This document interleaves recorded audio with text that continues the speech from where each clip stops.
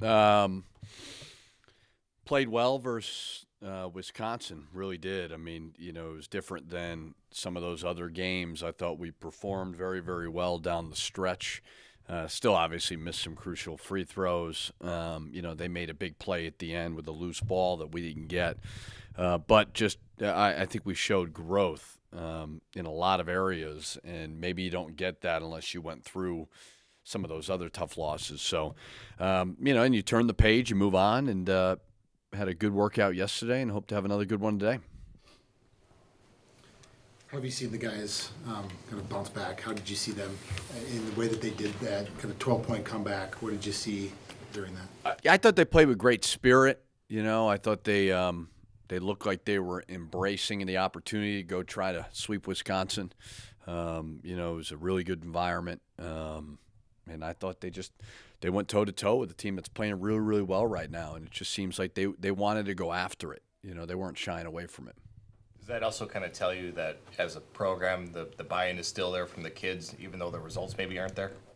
Yeah, I think we got really good kids. I mean, we're just losing some close games. What did you notice from when they were playing with Isaiah? I mean, we talked to Daniel after the game, and he told Isaiah, like, don't worry about the mistake you made, and you played a great game and just moved. Yeah, he was playing really well. He had, 10 rebounds, hit a couple threes. And it's the hard part when you put a freshman in that situation. Obviously, he made a mistake at the end, but, you're going to live with it when the effort's great. And, he deserved to be in the game at that moment. He was playing confidently. He was playing hard.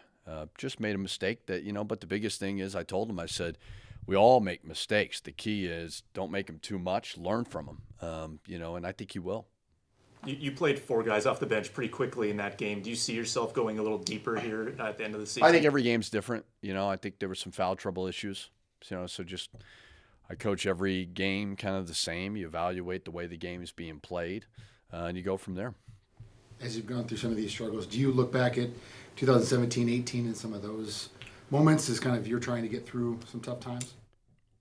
It's not really tough times in the grand scheme of things in life. I don't think this is tough times. You're losing some close games. That year, I'm trying to think of the year it is now. So there were similarities to a lot of things. And the biggest thing was keeping those guys believing. We lost a bunch of close games that year, and then we break through and we are a 5 seed in the NCAA tournament and finish 4th. So, it's you keep coaching the team. But I told those guys, I'm like, it's the most fun time of your life, man. Just go out there and try to get a big win. Don't put too much pressure on yourself. With Marcus, the way he played on the road, he didn't necessarily play a lot of games like that this year. I mean, there have been a few. What do you see from him when he's aggressive like that at the end of the game? I mean, it really puts you guys in a position where, Yeah, I think he's had a great year for a sophomore. So, not sure what exactly you're getting at. I mean, I think he's been really, really good in really clutch moments. So we need him to be aggressive. He was really good on ball screens, getting to the rim, But that's also other guys setting great screens and doing some certain things. And I thought Marcus did a really good job of taking advantage of it. So I think he's had a terrific sophomore year and, obviously very, very important to our team. What would you like to see change over on how you defend Jackson Davis? Yeah, we didn't do a good job of keeping him off that left hand. He's like any lefty or righty, whatever your dominant hand is. I mean, he's going to be good there. So just understanding personnel, helping him out with other guys. I mean, he's a really good player. I didn't know how big he was until we played him the first time. I thought he would have been a little bit undersized just watching him film. I mean, he's 6'9".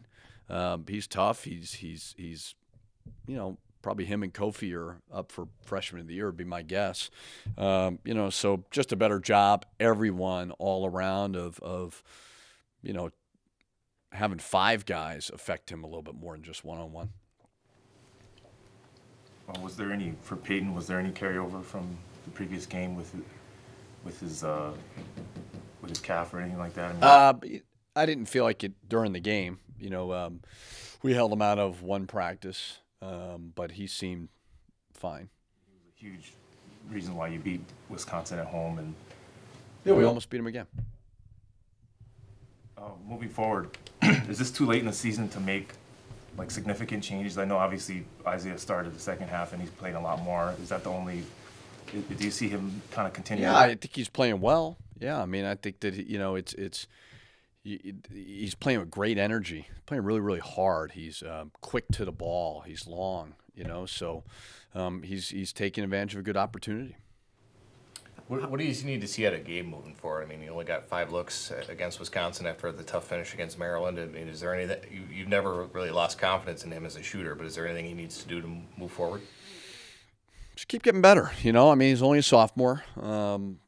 Plays a lot of minutes. What I love about Gabe is, although not shooting the ball great, he's certainly bringing a lot of other value. You're seeing him do a great job on Trice, do a great job on Cowan, do a great job on Wieskamp. Even we're always putting him on the best players. So make a couple shots, but other than that, I love what I'm getting from Gabe. I really do. And more than anything with Gabe, what I love is it's not affecting anything else. Body language, effort, his routine, he's sticking to it. And that, as a coach, that's what you want. I mean, so he'll break through, hopefully tomorrow. Richard, how often do you talk with Daniel about what his future looks like and possibly playing at the next level? Not during the season. I mean, we addressed it a couple weeks ago just to make sure he understands the process and everything. But, you don't have to talk about it right now. There's no point. He doesn't need to make a decision right now. He wants to help this team win. I have told him that when the time is right, I want to be a part of that decision for you and help you. But if you have a great opportunity, I told him, I said, I'll push you right out the door. It's just he's worked really, really hard, and if he does have some good options, it's when you recruit a kid and you help develop him and so on, like, you want to see what's best for him. But we'll talk about that after. All righty. Thanks.